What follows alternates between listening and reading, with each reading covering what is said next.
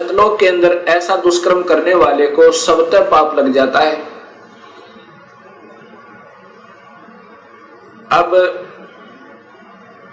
ज्योत स्वरूपी निरंजन काल ने अपनी पत्नी से कहा कि मैं ऐसे स्थान पर रहूंगा जहां पर कोई नहीं आ सकता, और आज के बाद मैं किसी भी 20 ब्रह्मांड के अंदर किसी भी व्यक्ति को, किसी भी प्राणी को आकार रूप में दर्शन नहीं दूंगा। मुझे निराकार समझा करेंगे, लेकिन मैं अपने वास्तविक रूप, काल रूप में अपने 21वें ब्रह्मांड में रहा करूंगा। वहां पर कोई नहीं आ सकता, ना ब्रह्मा आ सकता, ना विष्णु आ सकता, ना शिव आ सकता, और ना ही कोई वेदों में के अनुसार साधना करने वाले साधक आ सकते। मैं वहां रहा करूंगा और सर्व कार्य मैं गुप्त रूप से किया करूंगा। तब प्रकृति देवी ने कहा कि निरंजन मैं तेरे वश होगी, अब कुछ भी नाच नचा। इतने बड़े ब्रह्मांडों को, इन 20 ब्रह्मांडों को मैं कैसे चलाऊंगी एक स्त्री की जाति, और तू मुझे छोड़कर जा रहा है, कहता मैं आज के बाद किसी को दर्शन नहीं दूंगा। तब ज्योत स्वरूप निरंजन अर्थात इस काल भगवान ने, ब्रह्म ने कहा कि प्रकृति चिंता ना करे, जो कुछ भी करूंगा वो मैं ही करूंगा। तुम तो निमित्त मात्र होगे, और ये बच्चे ब्रह्मा विष्णु महेश ये भी केवल निमित्त होंगे। इन सब का रिमोट मेरे पास होगा, सब कार्य मैं करवाऊंगा, तू चिंता मत कर। और जब ये बच्चे थोड़े से सियाने हों, इनको अचेत कर देना। जब ये बाल अवस्था से ऊपर उठे, इनको अचेत कर देना और मेरा भेद मत बताना। ये समझ लेना ध्यान से, अगर मेरा भेद तूने इनको बताया तो मेरे से बुरा नहीं होगा। ऐसे उसको डरा धमका दिया। इस प्रकार ये काल उसके बाद निराकार कहलाता है, लेकिन ये आकार में अपने उस काल लोक में विद्यमान रहता है।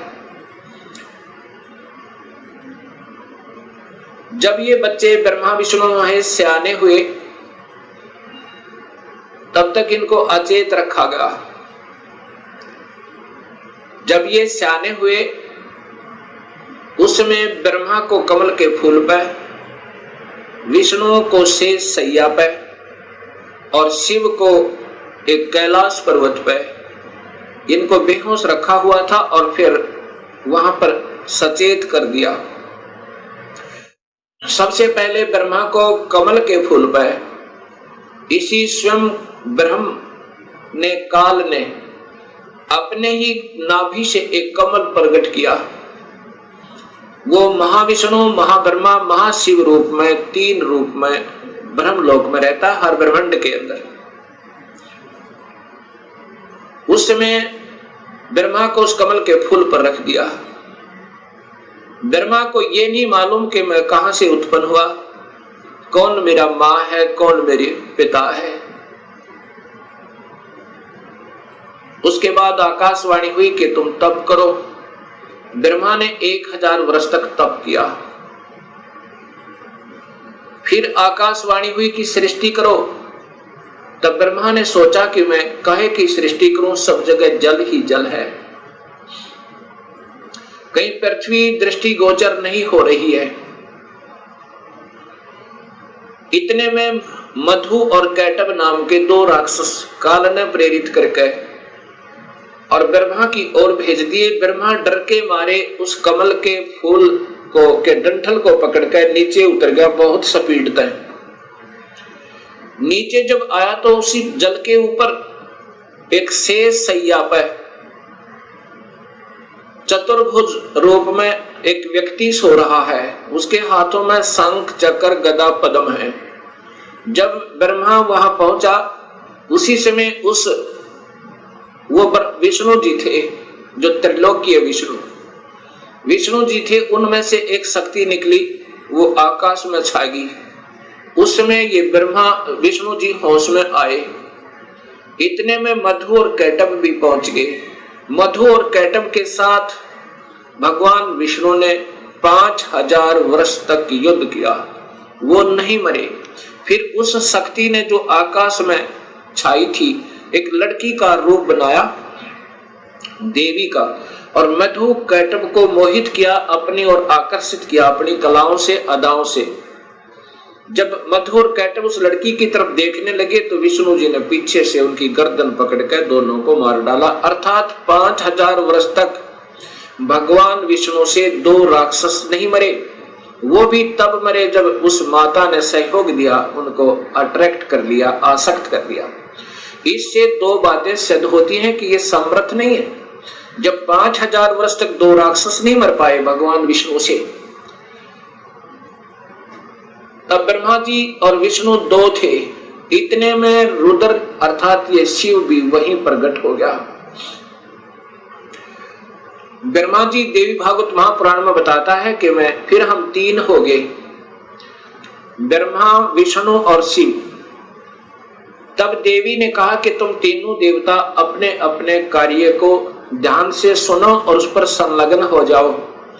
ब्रह्मा जीवों की उत्पत्ति करवावे, उनको रजोगुण प्रभावित करके, ये केवल इतने ही ब्रह्मा हैं। और विष्णु फिर इनके आपस में सतिथि बनाए रखा है, मोह ममता में फंसाए रखा है, ये विष्णु जी की ड्यूटी है। और शिव की ड्यूटी है कि ये संहार करे।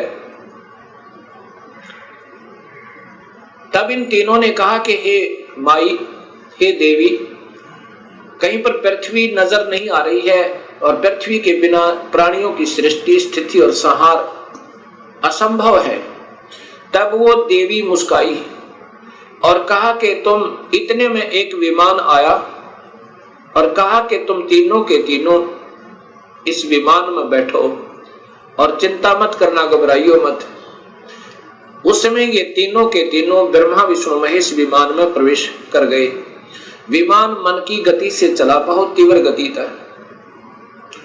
कहां पहुंचा? ब्रह्मलोक में पहुंचा, जहां पर ये काल भगवान 3 रूपों में रहता है, जहां इनकी उत्पत्ति की जाती है, ब्रह्मा, विष्णु, महेश की।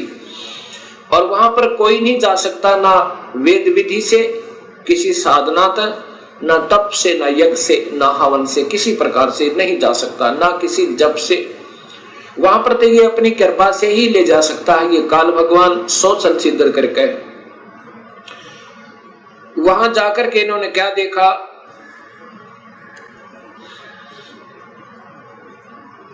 एक इंद्र देखा वहां पे, क्योंकि वो महास्वर्ग के अंदर एक महा इंद्र है। उसके बाद फिर आगे विमान गया, वहां एक ब्रह्मा देखा। जब दूसरा ब्रह्मा देखा तो शिव और विष्णु ब्रह्मा जी से पूछने लगे कि हे चतुरानन, ये दूसरा ब्रह्मा कौन है? तब ब्रह्मा जी ने कहा, मुझे नहीं मालूम ये कौन है। उसके बाद विमान आगे चला। फिर क्या देखा कि त्रिनेत्रधारी भगवान शिव दूसरा देखा, जो नंदी वृषभ पर सवार थे, हाथ में त्रिशूल लिए हुए थे।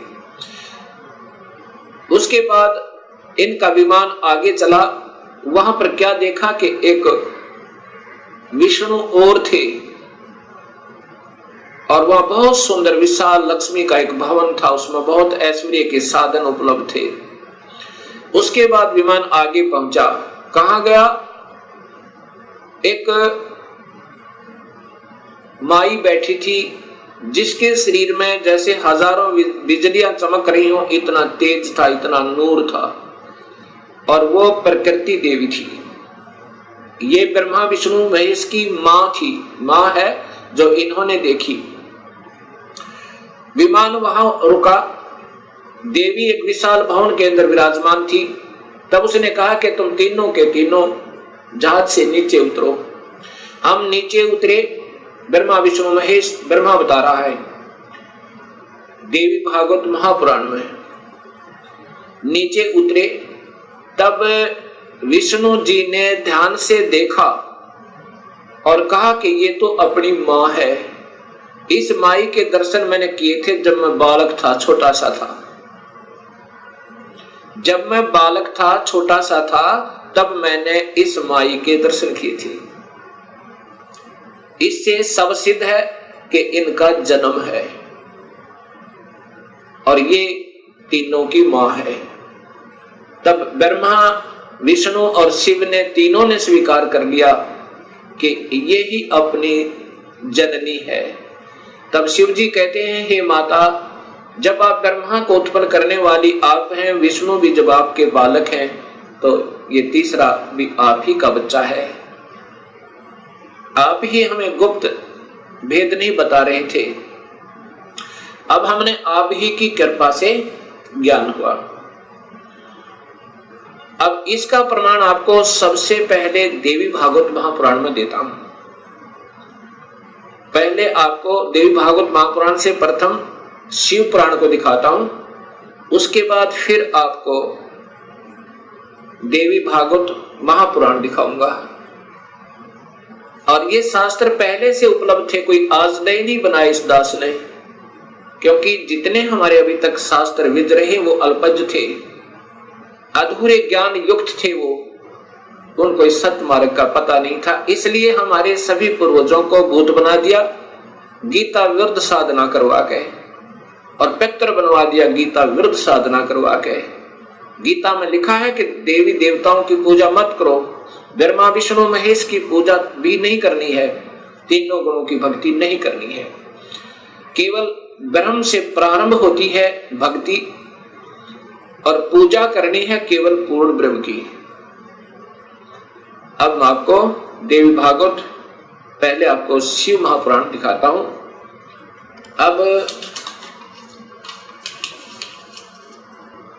अब देखिएगा भक्तात्माओं, ये शिव महापुराण, ये शिव महापुराण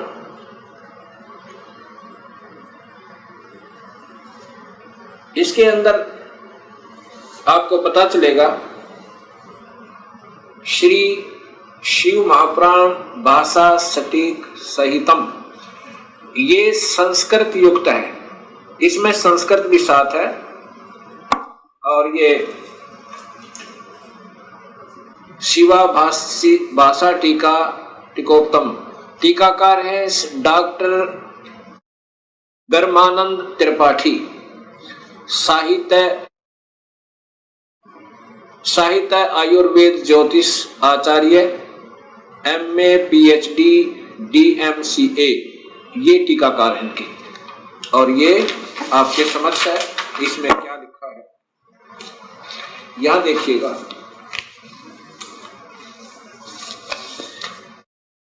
यहां से पढ़िएगा, ये संस्कृत है और ये हिंदी आपको दिखाना चाहूंगा। प्रलय काल में हे मुनिवर, प्रलय काल में भी शिव पार्वती का कभी वियोग ना होने के कारण ही काशी को अविमुक्त अक्षेत्र कहते हैं। प्राचीन काल में शिवजी ने इस अक्षेत्र का नाम पहले नंदनवन और बाद में अविमुक्त रखा था। हे देवर्षि नारद, आनंद वन में रमण करते हुए शिव पार्वती के मन में इच्छा हुई कि किसी दूसरे पुरुष का निर्माण किया जाए, जिसके ऊपर अपने इस महासागर को डालकर हम दोनों स्वच्छंद होकर वैराग्य धारण कर केवल काशीपुरी में निवास कर सकें। वही सदा सब कुछ करे, वही रक्षा करे और अंत में मेरे अनुग्रह से वही सृष्टि का संवरण भी करे।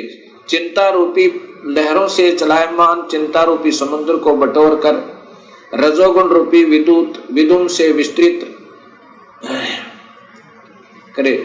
अब यहां देखिएगा, ये ना अपने हिसाब से लगा रखेगा। ऐसे विचार कर उस सर्वव्यापक भगवान ने उस पराशक्ति के 10वें अंग, ये 10वां अंग देखिएगा, ये ध्यान रखना, 10वें अंग अर्थात योनि में सुधार रूपी आवास का प्रयोग किया। ये दिखाना चाहते हैं आपको कि ये कहना क्या चाहते हैं हम। तब उससे तीनों लोकों में सुंदर एक पुरुष प्रकट हुआ, जो शांत एवं सतोगुण से युक्त था, गंभीरता में समुद्र के सम्मान तथा अक्षमावान था। हे मुनि, वह पुरुष इंद्र लक्ष्मणी के सदृश कांति वाला, अर्थात ये था कौन, ये देखिएगा नीचे। शिव जी ने कहा, उस जो पुत्र उत्पन्न हुआ उसको कहा, सर्वव्यापक होने से तुम्हारा विष्णु यह प्रसिद्ध नाम होगा। ये देखिए, जानता है। फिर देखिए, सर्वव्यापक होने से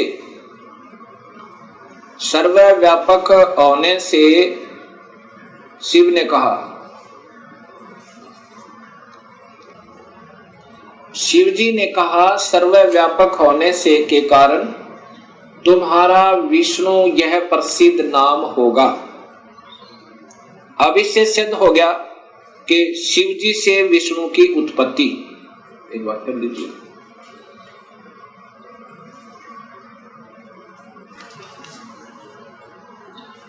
अभी आपने ये शिव महापुराण में छठे अध्याय को देखा। छठे अध्याय में कि भगवान शिव से और पार्वती के संयोगता है। पार्वती कौन, ये महाशक्ति यानी शेरा वाली प्रकृति के द्वारा विष्णु की उत्पत्ति हुई। अब सातवां अध्याय, ये संस्कृत भी साथ है। अब यहां आगे देखिएगा, ये हिंदी देखिएगा। ब्रह्मा जी ने कहा कि विष्णु भगवान के शयन करने के बाद उनकी नाभि से एकाएक बहुत बड़ा कमल पुरुष उत्पन्न हुआ, कमल पुष्प। अब ये ब्रह्मा बता रहा है, लेकिन तुक्के लगा रहा, क्योंकि ये स्वयं बेहोश था पहले, इसको आप ही नहीं मालूम वो कौन से विष्णु की नाभि से मिला। ये देखिएगा, उत्पन्न हुआ जिसकी नाल टंकार फल फूल के फूल। अब ज्यादा ना देख रही, देखिएगा, उस सांब शिव परमेश्वर भगवान शिव ने पहले की भांति जैसे विष्णु की उत्पत्ति की थी, दुर्गा और काल के संयोग तय, पहले की भांति अपने दाहिने अंग से मुझे उत्पन्न किया। ब्रह्मा कह रहा कि मेरी उत्पत्ति भी उस काल ब्रह्म से, यानी शिव कह रहे हैं, ये शिव हो, ब्रह्मा महाविष्णु महाशिव रूप में ये काल ही रहता है, मुझे उत्पन्न किया। ये ब्रह्मा जी ने बताया। कई भक्तात्मा कहते हैं कि जो गीता प्रेस गोरखपुर से प्रकाशित पुस्तकें हैं, वही विशेषकर आम भक्त समाज उनको सत्य मानता, एथेंटिक मानता है। अब आपके सामने यही गीता प्रेस गोरखपुर से प्रकाशित ये पुस्तक दिखाते हैं, शिव महापुराण।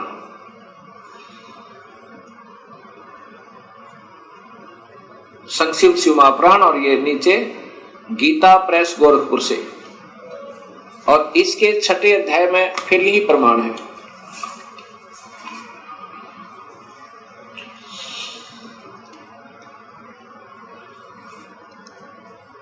इसी शिव महापुराण का ये छठा अध्याय है।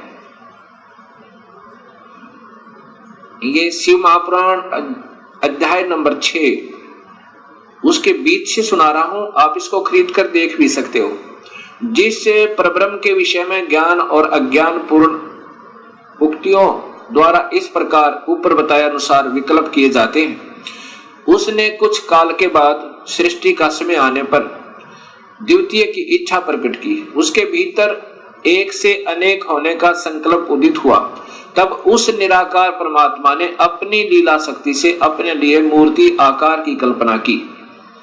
वह मूर्ति संपूर्ण ऐश्वर्य गुणों से संपन्न, सर्वज्ञानी, ज्ञानमयी, शुभ स्वरूपा, सर्वव्यापिनी, सर्वरूपा, सर्वदर्शनी, सर्वकारिणी, सबके एकमात्र वंदनीय, सर्वदा सब कुछ देने वाली और संपूर्ण संस्कृतियों का केंद्र थी। उस शुद्ध रूपणी ईश्वरीय मूर्ति की कल्पना करके वह अद्वितीय, अनादि, अनंत, सर्व प्रकाशक, चिंत, सर्वव्यापी और अविनाशी परब्रह्म अंतर्हित हो गया। ये काल की कलाएं हैं सारी, और ये अनजान लेखक जिनको कुछ ज्ञान नहीं, इस काल को ही सब उपमा दे रहे हैं उस पूर्ण ब्रह्म के तुल्य, जो मूर्ति रहित परम ब्रह्म है। अब यहाँ मूर्ति हो गया और फिर मूर्ति रहित भी है। अब ये काल की ही कला है, वो क्या बन गया, शिव रूप में आ गया। उसकी मूर्ति यहां देखो, चिंत में आकार भगवान सदाशिव है। ये काल ही निराकार है और यही फिर महाशिव, महाविष्णु और महाब्रह्मा के रूप में ये सब कलाएं करता है। अर्वाचीन और प्राचीन विद्वान इसी को ईश्वर कहते हैं। जितना जिनको ज्ञान है इस काल को ही ये ईश्वर कहते। उस समय एकाकी रहकर स्वेच्छानुसार विहार करने वाले उन सदाशिव ने अपने विग्रह से स्वयं ही एक स्वरूप भूता शक्ति की सृष्टि की, अर्थात वह देवी इसी के शरीर से निकली, वो निकाली थी पूर्ण परमात्मा ने, जो इसके पेट में शरण ले ली थी, कि जो उनके अपने श्री अंग से कभी अलग होने वाली नहीं थी। उस पराशक्ति को प्रधान प्रकृति, देखो, प्रधान प्रकृति गुणवती माया बुद्धि तत्व की जननी विकार रहित बताया गया है। वह शक्ति अंबिका कही गई है और उसी को प्रकृति, ये ध्यान से देखना भक्तात्माओं, यही देवी अध्या माया, ये प्रकृति देवी, प्रकृति सर्वोश्री सर्वेश्वरी देव जननी, यानी तीनों देवताओं की माँ, ब्रह्मा विष्णु महेश की माता, नित्य और मूल कारण कही, सदाशिव द्वारा प्रकट की गई उस शक्ति की 8 भुजाएं हैं। अब ये शब्द ही स्पष्ट हो गया कि यही प्रकृति देवी ब्रह्मा विष्णु महेश की माता है।